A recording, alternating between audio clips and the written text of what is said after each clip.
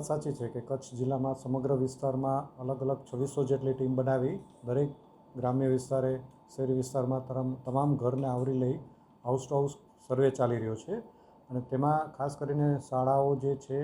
પછી મોટી વિસ્તાર કે જ્યાં લોકો સમૂહ ભેગો થતો હોય છે, એસટી વર્કશોપ, આ તમામ એરિયાને કવર કરી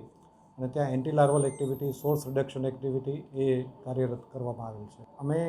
ગયા વર્ષના અનુભવે એક આખી સ્ટ્રેટેજી તૈયાર કરેલી છે કે ગયા વર્ષે જે જગ્યાએ વધારે પાણી ભરાયેલા હતા એ એરિયા આઈડેન્ટિફાઈ કરી જેવો વરસાદ પડે એટલે એમાં અમે જંતુનાશક દવા છંટકાવવાનું ચાલુ કરશું. ઉપરાંત